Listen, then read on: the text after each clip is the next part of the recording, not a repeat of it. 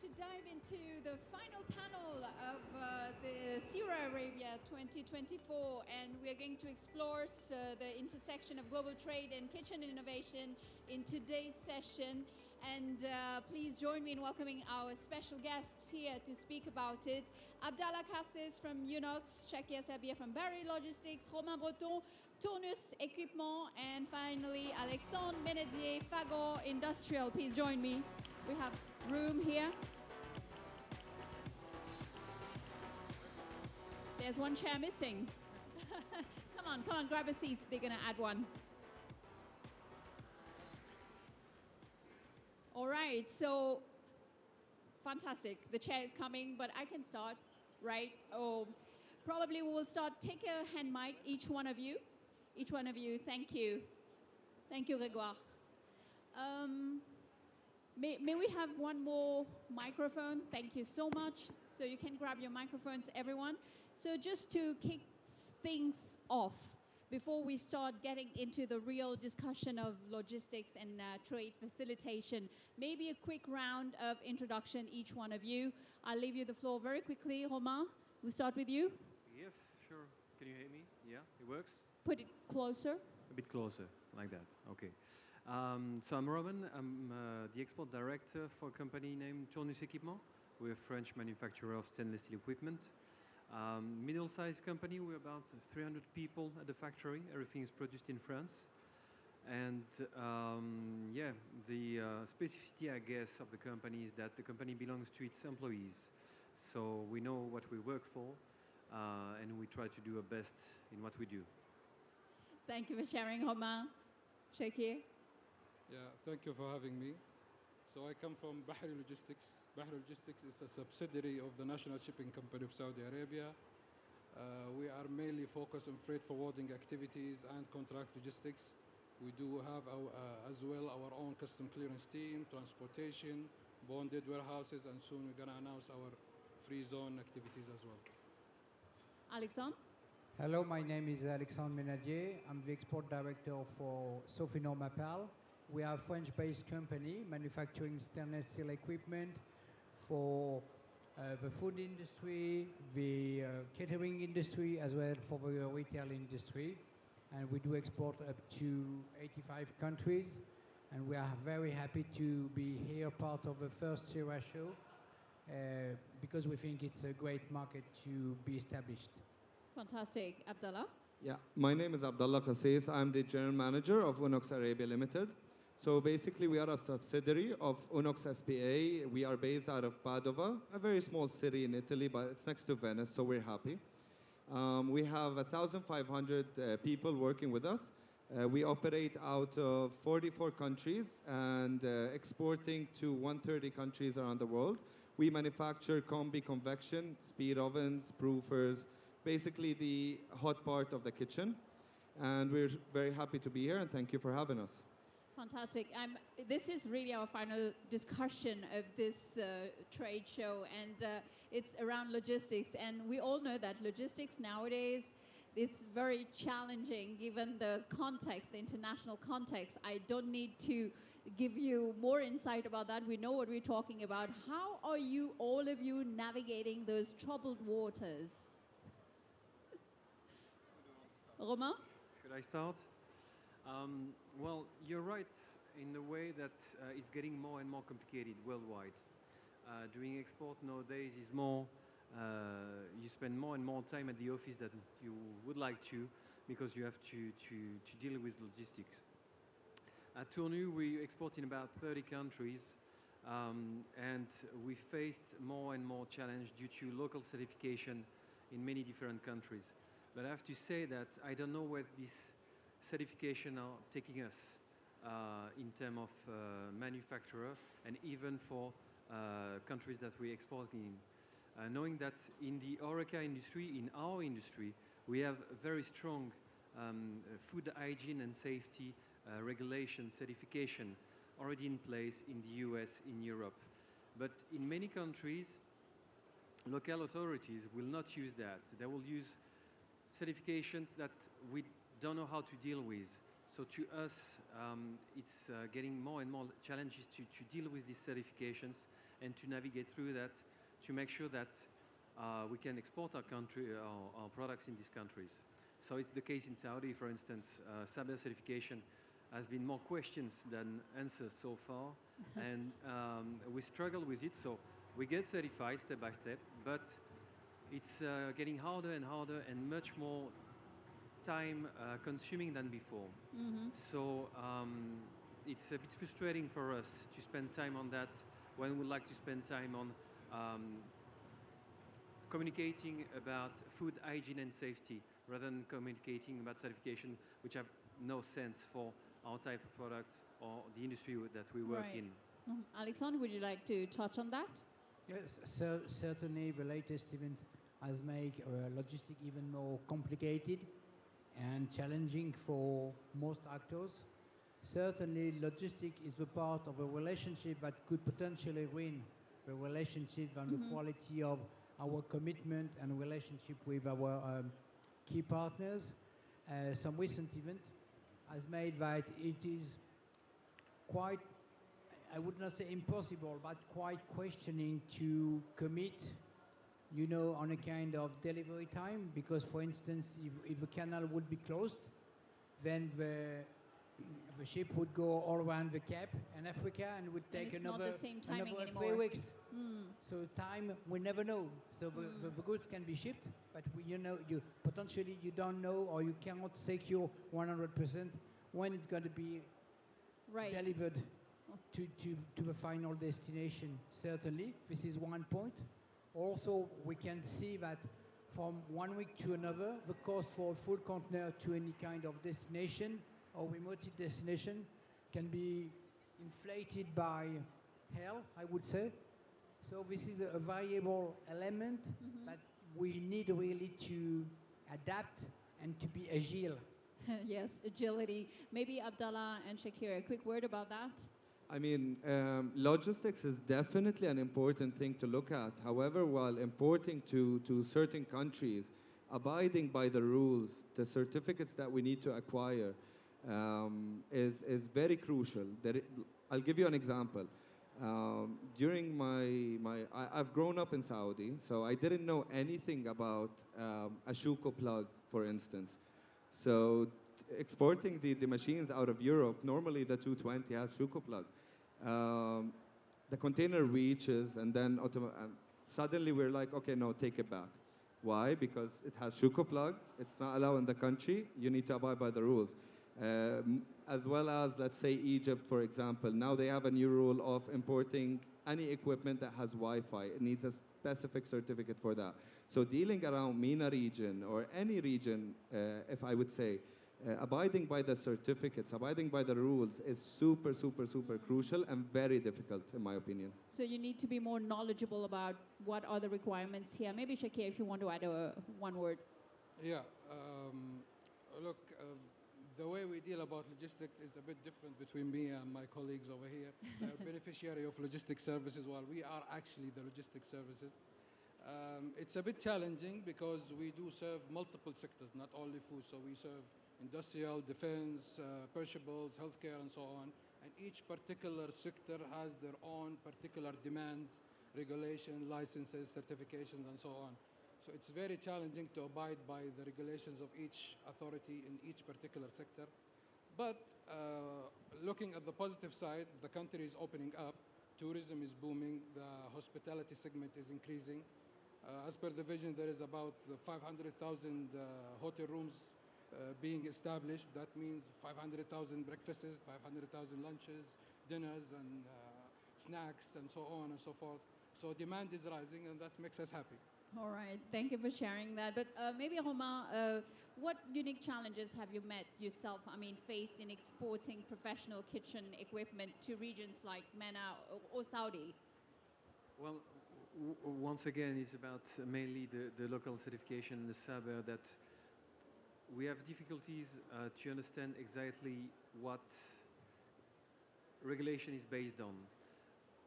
We understand that regulation is made to protect and to make sure that nothing harmful or nothing that could be a danger enter the country. But once again, we have in our industry very strong certification and norms which are not called into by the local authorities here. So we struggle to understand. As an example, if you take hygiene equipment for professional kitchen, the local regulation will call on norms made for the domestic market, which doesn't make sense for the professional market. So it's that ongoing challenge that we have to face Right. to find the answers to be able to go through.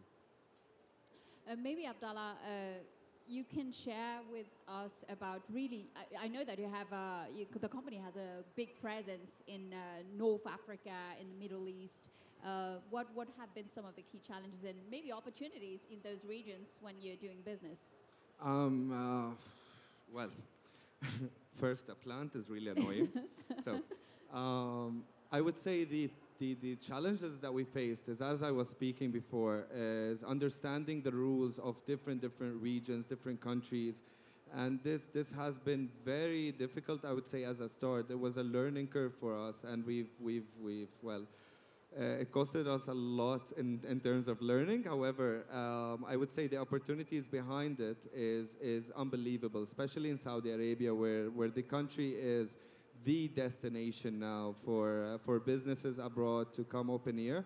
Moreover, one thing that I think we did as a company was beneficial is to open our own product certification department that all it does is research, read, try to find out exactly every country what it needs, what it doesn't need, do the test report that is required, follow Saber, because Saber has been implemented recently, I would say, since like 6, 7 years ago, if I'm not mistaken. All of these upcoming rules or whatever, we always try to keep up with it. All right. Maybe Shakir, enlighten me, because you know the region very well, but is it different in Saudi, Bahrain, or other regions, or you have like some specific, let's say, specifications when you're doing logistics and business? Well, with regards to custom, we have a unified custom regulation. However, for consumer-related or food safety rules are differing from one country to another. But having said that, being a local company, being the oldest and the largest freight forwarder in Saudi, national freight forwarder in Saudi, that gives you some sort of leverage over the authority and the decision makers. You go and talk to them on whatever regulation that is challenging and it's increasing cost of doing business and it's making our customers' life more difficult. We have the connections to open the door and to facilitate the needs of our customers. Thank you for sharing. Alexon, maybe this question around the demands, which are quite varying, if I may say, on the global markets for professional kitchen equipment. So how are you, what are the trends? How do you evaluate and respond to the different demands when it comes to equipment? As you said, certainly the demand is very large and it's booming. On the other side, we really need to understand what is the demand to qualify it in order to understand the key needs of the market. That's very important. That's really our first approach. We need to understand the needs, know how the market is working, what are the market expectations, because our approach is really to adapt ourselves, our products, our selling approach, the related services as well to the local market. That's really the first stage. Based on that, our approach is also to understand and to find out the key partners to support us on the complete process. As mentioned before by other speakers, certainly we need to understand and to be supported to go through, for instance, the different norms and certification to be right, quick and efficiently being able to go through the process. That's certainly a key element. So finding out the right partners is also a key challenge for us, especially while talking about logistics. You already did find the right partner. Fantastic. Maybe what are the trends that you're observing, Abdallah? You know, is there a shift in the Saudi market when it comes to demand for advanced kitchen? Do you see like some different trends, or what are you seeing? What are you observing? Definitely, I would say Saudi is not the same 24 years ago when we first came here, in a positive way, in a very good positive way.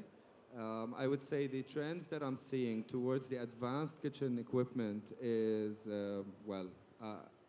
I've been around quite some time in Saudi. I've visited the places, and our job is mainly to visit a lot of coffee shops, restaurants, hotels, caterers, stuff like that. So I've seen robotic arms preparing pizzas. I've seen robotic arms preparing coffee, and this is, to be honest, I mean, yes, I'm young. I'm into AI too much, but that's quite extreme, you know.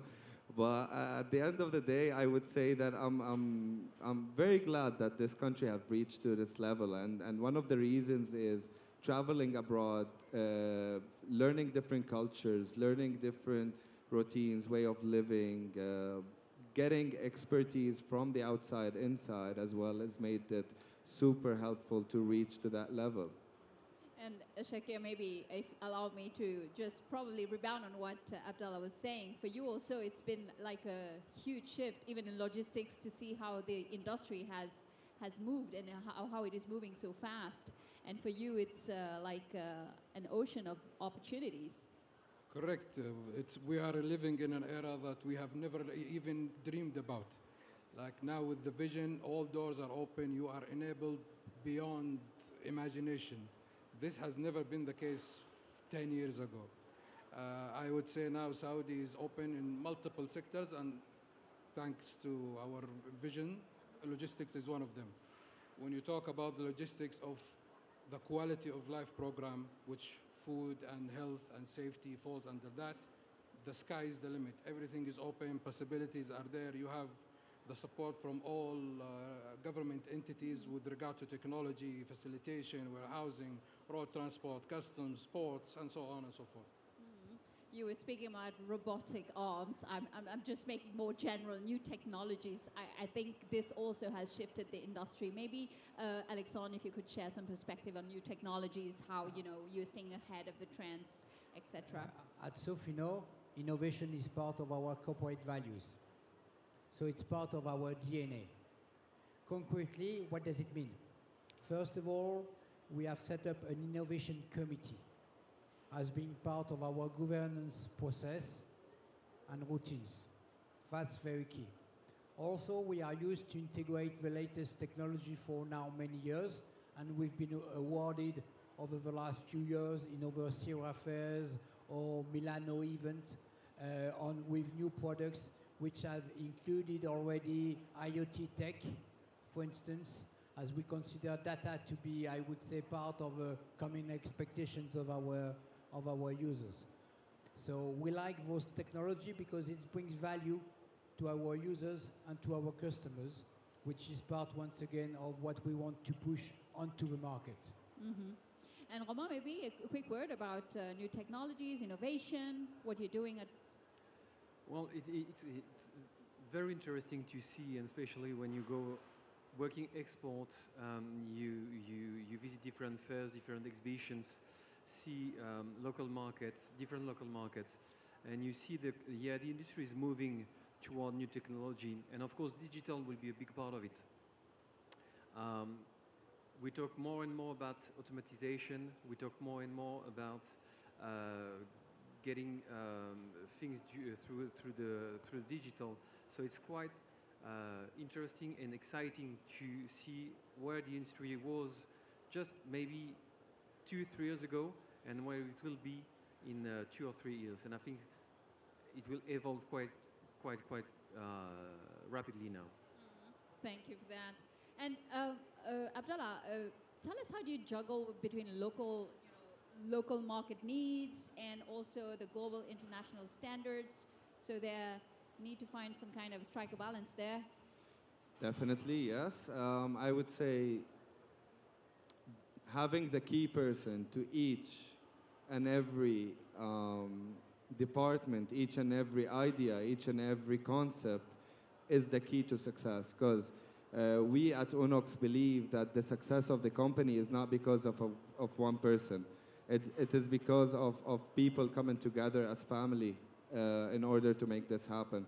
So we always aim to study global trends, as for instance, we have created the R&D department in our company that is made out of 136 people just dedicated to coming up with new innovation, new technologies. And I mean, we have aeronautical engineering, nuclear space engineering. We have many expertise coming together, adapting not only the local local trends in the country of Saudi Arabia, but others as well. If we talk about innovation, how we are adapting a little bit, we came up with a camera that reads what's on the tray when you're putting the tray inside the oven. And we are just showcasing it for the first time in Saudi. We came up with the oven that you can speak to, like Hey Siri, basically. We came up with the oven that you can call an experienced chef to help you out while cooking, service 24/7. We came up with all these things, and as my colleague here said, the sky is the limit. All right, and you're also using lots of technologies, maybe Shakir, in your logistics. Yeah, of course. I second what Abdullah said. Having the right expertise is the key. So under Bahri Logistics, we have multiple, we call them verticals, where there are specialized logistics department. Each vertical head is specialized in a particular industry. So we have a defense, industrial, food, pharma, and so on. Each vertical head has an international expertise and international standard to embed within our local operations. With regard to our local operations, we've standardized our standard operating procedure and we automated most of them. So we are using a system called CargoWise, where this system we can integrate with the ERP or the system of our client, and it's basically an automated process. From the minute they fire a PO, and everything runs automatically. So there is no need for human intervention. It just passes the job from one person to another until invoicing. But then collection, we have to call the customer. Yeah. Fantastic. Right. There's one topic that literally during the 3 days I've been here speaking about the different speakers, whatever the topic, and it is also one of the key levers of Vision 2030, sustainability, right? When it comes to logistics, import, exports, and in your specific industries, there's no exception. So probably tell us, how are you addressing sustainability in your different fields? I will start probably with you, Omar, in your products. How are you, addressing that in your offerings and to the consumers and clients in front of you? Well, that's as a manufacturer, you have to address it in every step of the way, meaning from the design to the production process, to then when you put your unit on market, and then how it's going to be used. So that's the way we work, is that when you talk about sustainability, depending the part of the world that you're in, it will mean something different. Here in Saudi, water saving may be one of the biggest topic. In Europe, it might be energy saving. In another part of the world, it might be the impact on the environment, etc. Right. We just had a panel earlier on speaking about food waste and exactly. water preservation. So. Exactly. So at Tournu, what we do is that from the beginning, we work at every step of the process, meaning that we think within to the design how our technology and our units our products will last. Meaning that when we put something onto the market, we make sure that it will last for long, it will be repairable, and that you will be able to provide the spare parts to repair it on the long term. Then the way it will be used, so we make sure, if you talk about water saving, for instance, we make sure that every part of our range using water will use the strict minimum of water needed to first do what it has to do, but also to respect the rules in place for this specific range. So we go through ourselves and through our corporate process to make sure that also within the production process we save energy. Our factory is, as an example, well insulated, so we don't lose energy in insulation. We always look at the new technologies coming in to make sure that we can save also using new technology. And we go through certification labels to make sure that our products are recognized as lasting for long and sustainable. Fantastic. Thank you, Omar. Alexandre, maybe you want to touch on that? Yes, logistics is certainly or can be potentially, as you said, a key impact on the environmental process in our relationship with customers. So we pay really attention to those elements. Certainly, for instance, we have decided very recently to move away from plastic packaging, and on our shelving range of products, we are moving away from plastic to a full recycled carton packaging.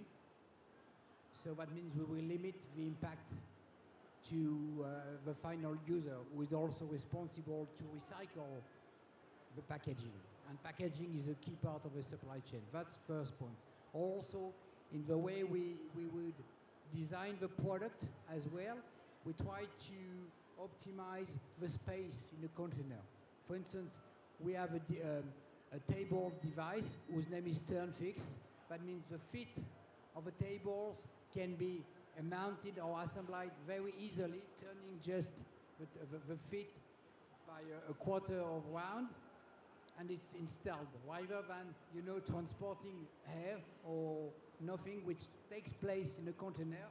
It's flat cartons. It's like it's like IKEA model. So we optimize the number of products that can fit into a container, and this is very concrete action to protect the environment. We really want to set up concrete actions far away from any kind of grid washing or big talkings. Mm-hmm. And Shake, it's becoming like part and parcel of the regulation, if I may say, in logistics, and it's no exception. So you also are addressing this at your level. Correct. For our contract logistics, let's say, or warehousing services, as our colleague rightly mentioned, we do use the same recyclable wrapping and plastics. There is a new Saudi startup who is using pallets made out of dried palm leaves. So that is also something we are trying Ingenious. out. Yeah, and it's plenty available in Saudi. Also, we are looking into the feasibility of having electric vans within the city limit deliveries for the parcels and small distribution, especially for the food and the fine dining products. That's mainly it, except that we have in our offices a paperless environment. Maybe that helps. But rather than this, we are a light asset business. We don't operate machineries and we don't burn fuel. Fantastic. And Abdullah, of course, in your offerings, also you are having those practices completely embedded in what you're doing. Sustainability for us is kind of a promise to the environment, and it's kind of very, very important because we have the net zero carbon emission 2030 vision. So what we do towards sustainability or towards the environment is that we all know sustainability comes in 3 phases for manufacturers. So the way that you manufacture, the way that you deliver your goods to the customer, and the way that the customer is using it. What we are doing towards that is that I would say 40 to 60, 65%. Our factories run on solar panels. I gave you a broad average because our company keeps developing super quickly, and I don't want to give a low average, and my CEO kicks me out. I would also say that we're using basically electric vehicles in our day-to-day operations. Not yet in Saudi. We are talking about it. But in Dubai, for example, we're using Teslas. In Italy, we're using Teslas. Everywhere around the world where there is chargers available, super easy to navigate through, we're using it, as well as applying the same sustainability views and the sustainability goals in our machines, where we add smart energy technology to our machines, as well as being an Energy Star certified ovens, makes us, I would say, energy or environmental friendly in a case. Yeah. Thank you for sharing about that. Maybe Alexandre, one question about any examples of any strategic partnerships or collaboration that you've that has been driving the growth of your company and expand globally. Do you have any example to share in terms of collaboration? Yes, for sure. Certainly, yes, we're still challenging on the as a theme of a talk for tonight on our logistic partners, because once again, you can produce good with products. Shakir, of course. You can have good customers, but at the end of the day, if you don't make the right choice for your logistic partners, it will ruin like the having a relationship. bad wife. No special comment.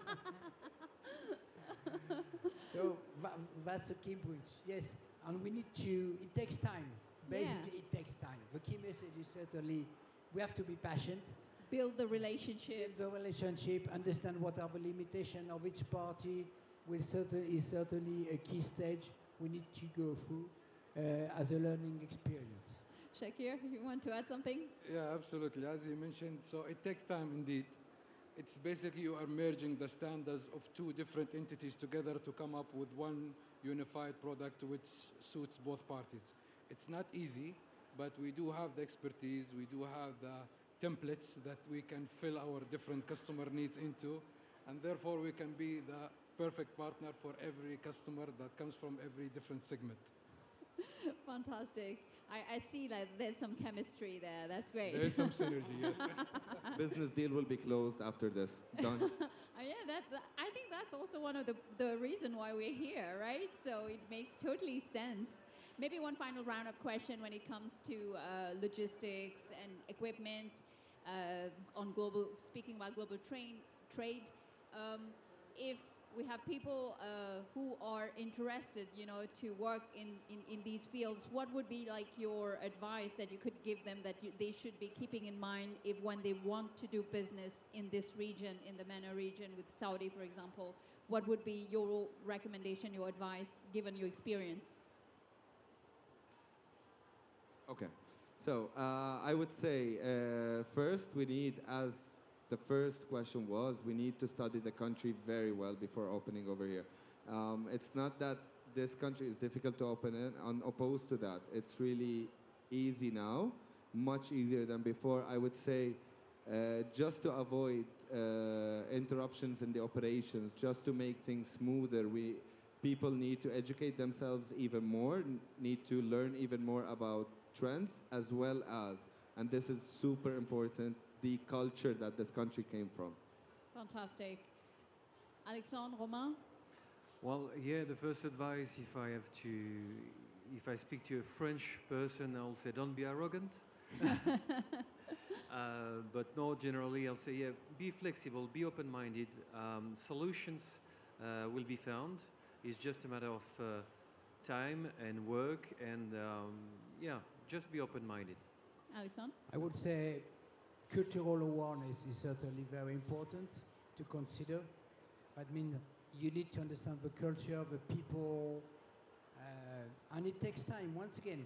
Mm-hmm. And obviously, you have to balance your expectation to go quick and efficient, and at the same time, you have to respect, to be humble, not to be arrogant, as Romain has just mentioned.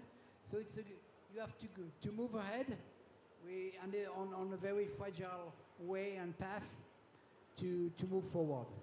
Understand the culture and speak to the right people. So we come and speak to you, Shakir. Of course, yeah. All right, may you have the final words. Well, Saudi is the largest market when it comes to GCC.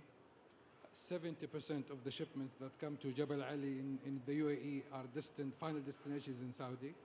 The buying power is through the roof. The average basket size for orders in Riyadh is double the one in Jeddah or in Dammam. So we are all here in the right place. So for anyone entering into this field, I would say don't be fooled by the demand. Research the legislative regulations and requirements before you embark on any journey. And third, find the right partner. find the right local partner. Thank you. Fantastic. Thank you, gentlemen. It was great to have this conversation. Very enlightening. Thank you very much. That's our last panel of the Sirha. So I would like to hear some noise in the room. Come on. Thank you so much to our brilliant speakers. Thank you so much, and all the best.